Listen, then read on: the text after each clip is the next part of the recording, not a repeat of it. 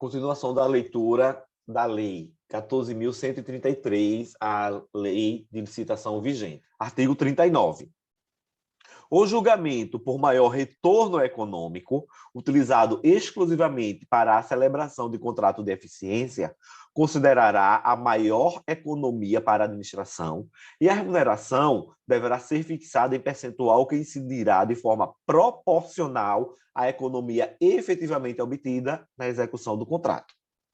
Parágrafo 1º. Nas licitações que adotarem o critério de julgamento de que trata o caput deste artigo, os licitantes apresentarão 1. Proposta de trabalho que deverá contemplar, letra A, as obras, os serviços ou os bens com os respectivos prazos de realização ou fornecimento. A economia que se estima gerar, expressa em unidade de medida associada à obra, ao bem ou ao serviço em unidade monetária. 2. Proposta de preço, que corresponderá a percentual sobre a economia que se estima gerar durante determinado período, expressa em unidade monetária. Parágrafo 2º. O edital de licitação deverá prever parâmetros objetivos de mensuração da economia gerada com a execução do contrato, que servirá de base de cálculo para a remuneração devida ao contratado. Parágrafo 3º. Para efeito de julgamento da proposta, o retorno econômico será o resultado da economia que se estima gerar com a execução da proposta de trabalho, deduzida a proposta de preço. Parágrafo 4º. Nos casos em que não for gerada a economia prevista no contrato de eficiência, 1. A diferença entre a economia contratada e a efetivamente obtida será descontada da remuneração do contratado. 2. Se a diferença entre a economia contratada e a efetivamente obtida for superior ao limite máximo estabelecido no contrato, o contratado sujeitar-se-á ainda a outras sanções cabíveis. Eles trouxeram muitas minúcias, mas deixaram também muitas brechas. É o que eu tenho visto até agora. Seção 4. Disposições setoriais. Subseção 1. Das compras. Artigo 40. O planejamento de compras deverá considerar a expectativa de consumo anual e observar o seguinte. 1. Condições de aquisição e pagamento semelhantes à do setor privado. 2. Processamento por meio de sistema de registro de preços, quando pertinente. 3. Determinação de unidades e quantidades a serem adquiridas em função de consumo e utilização prováveis, cuja estimativa será obtida, sempre que possível, mediante adequadas técnicas quantitativas, admitido o fornecimento contínuo, ou seja, recorrente, né? 4. Condições de guarda e armazenamento que não permitam a deterioração do material. Não adianta comprar muito e não armazenar adequadamente e perder, né? 5. Atendimento aos princípios. A. Da padronização, considerada a compatibilidade de especificações estéticas, técnicas ou de desempenho. B. Do parcelamento, quando for tecnicamente viável e economicamente vantajoso. C. Da responsabilidade fiscal, mediante a comparação da despesa estimada com a prevista no orçamento. Vê que aqui sim, ficou muito bem delineado o que deve ser feito inicialmente nessa possibilidade de compras. Primeiro, ele delineou um marco temporal de expectativa, que é até 1 ano. Então, eu tenho que ter expectativa de que, neste tempo de 1 ano, eu vou precisar, por exemplo, de 1.000 resmas de papel ofício, né? Ou papel sulfite, como queiram chamar. Nesse período, eu vou precisar de 50 caixas de caneta Bic na cor azul, cada caixa contendo 30 unidades, por exemplo. E aí, depois que eu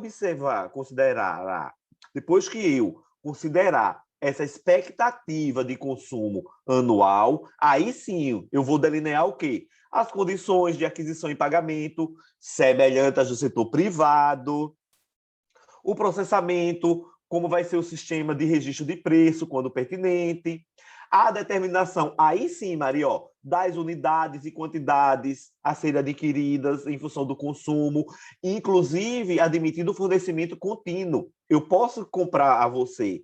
Eu sei que eu vou usar durante aquele ano aproximadamente 1.000 resmas de papel sulfite. Mas eu posso combinar com você que você vai me entregar, se eu vou usar durante um ano 1.200 resmas, por exemplo, eu estou na expectativa de utilizar 120 resmas mês, tendo uma variação pequena para cima. Então, eu posso combinar com você que você vai me entregar todo mês 120 resmas. Ó, admitido o fornecimento contínuo. Condição de armazenagem. Opa, eu vou querer que Maria me entregue as 1.200 resmas de uma vez. Eu tenho condição, num lugar adequado para guardar esse material ao ponto dele não se deteriorar?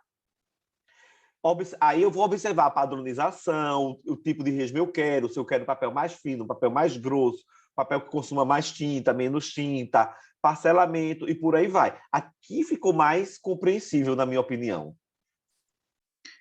Parágrafo 1º. O termo de referência deverá conter os elementos previstos no inciso 23 do caput do artigo 6º desta lei, além das seguintes informações. 1. Especificação do produto, preferencialmente conforme catálogo eletrônico de padronização, observados os requisitos de qualidade, rendimento, compatibilidade, durabilidade e segurança. 2. Indicação dos locais de entrega dos produtos e das regras para recebimentos provisório e definitivo, quando for o caso. 3. Especificação da garantia exigida e das condições de manutenção e assistência técnica, quando for o caso.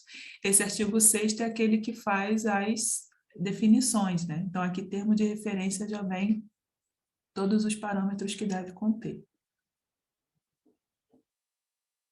Parágrafo 2º.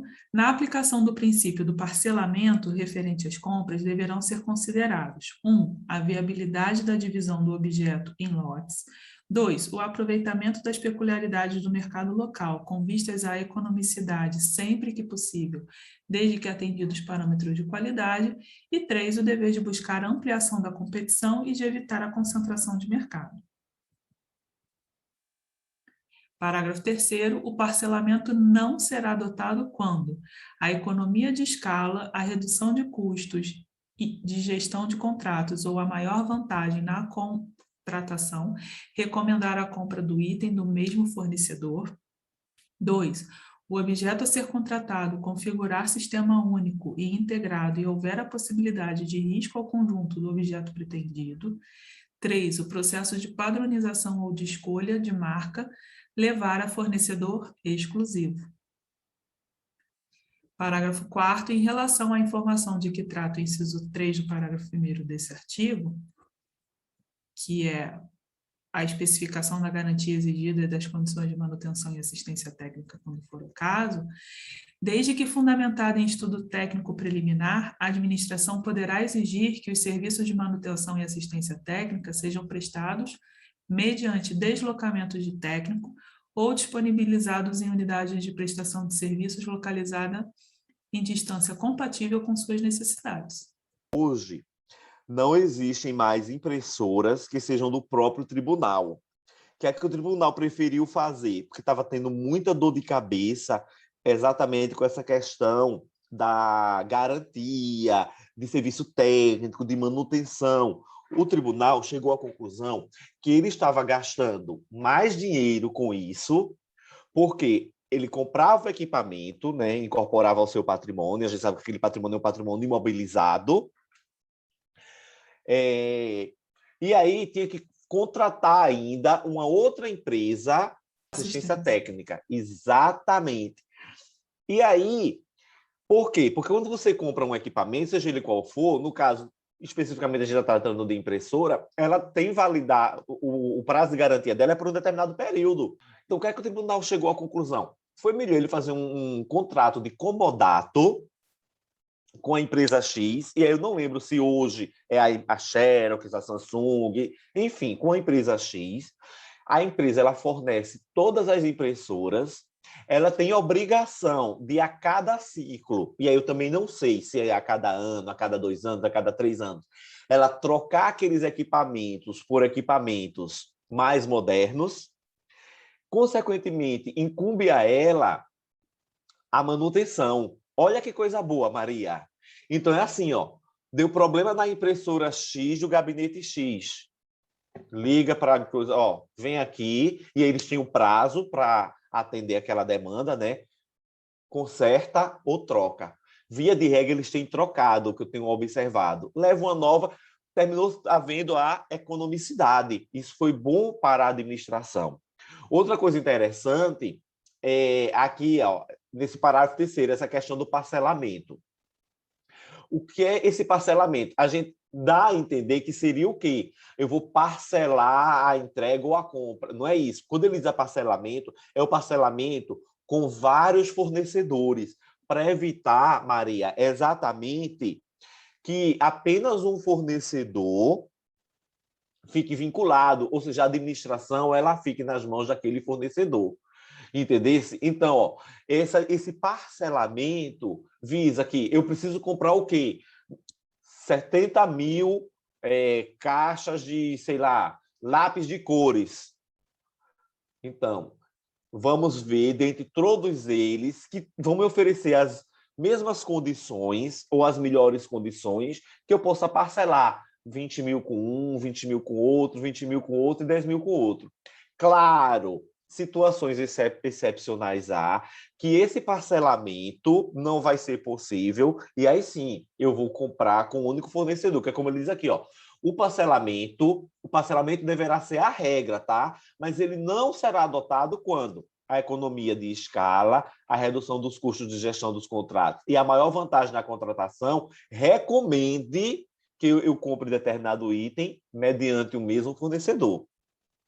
Que o objeto a ser contratado, né, configure sistema único integrado e haja possibilidade de risco ao conjunto do objeto pretendido e também em questão da padronização ou da escolha de marca levar a fornecedor exclusivo. Exemplo, Xerox do Brasil é um fornecedor exclusivo de determinado tipo de impressora. Então, se eu preciso daquele tipo de impressora, eu só vou poder pegar com a Xerox do Brasil, ok? E aí ela tanta referência que virou sinônimo, né? Em vez de falar cópia, a gente fala Xerox. Artigo 41. No caso de licitação que envolva o fornecimento de bens, a administração poderá, excepcionalmente: 1.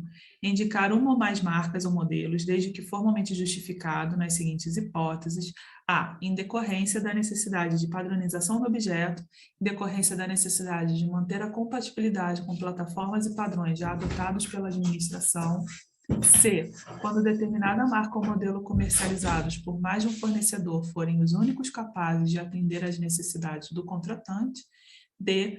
Quando a descrição do objeto a ser licitado puder ser mais bem compreendida pela identificação de determinada marca ou determinado modelo aptos a servir apenas como referência.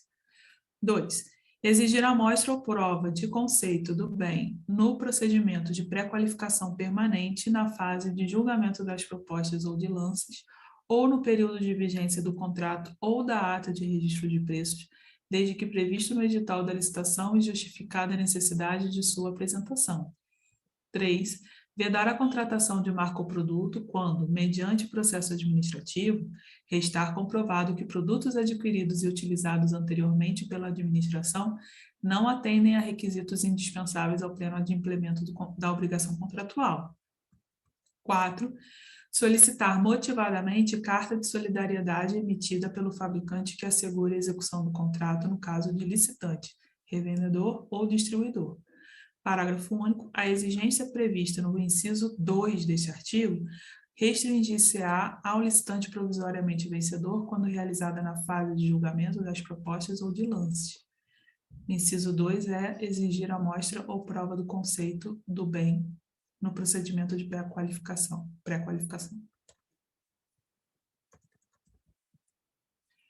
Artigo 42. A prova de qualidade de produto apresentado pelos proponentes como similar ao das marcas eventualmente indicadas no edital será admitida por qualquer um dos seguintes meios.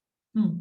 Comprovação de que o produto está de acordo com as normas técnicas determinadas pelos órgãos oficiais competentes, pela Associação Brasileira de Normas Técnicas, ABNT, ou por outra entidade credenciada pelo Inmetro. 2.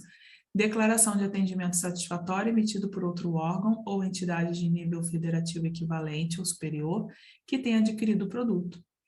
3. Certificação, certificado laudo laboratorial ou documento similar que possibilite a aferição de qualidade e da conformidade do produto ou do processo de fabricação, inclusive sob o aspecto ambiental, emitido por instituição oficial competente ou por entidade credenciada. Parágrafo 1º, o edital poderá exigir, como condição de aceitabilidade da proposta, certificação de qualidade do produto por instituição credenciada pelo Conselho Nacional de Metrologia, Normalização e Qualidade Industrial, CONMETRO. Parágrafo 2º, a administração poderá, nos termos do edital de licitação, oferecer protótipo do objeto pretendido e exigir, na fase de julgamento das propostas, amostras do licitante provisoriamente vencedor, para atender a diligência ou, após o julgamento, como condição para firmar o contrato. Parágrafo 3º, no interesse da administração, as amostras a que se refere o parágrafo 2º deste artigo poderão ser examinadas por instituição com reputação ético-profissional na especialidade do objeto, previamente indicada no edital.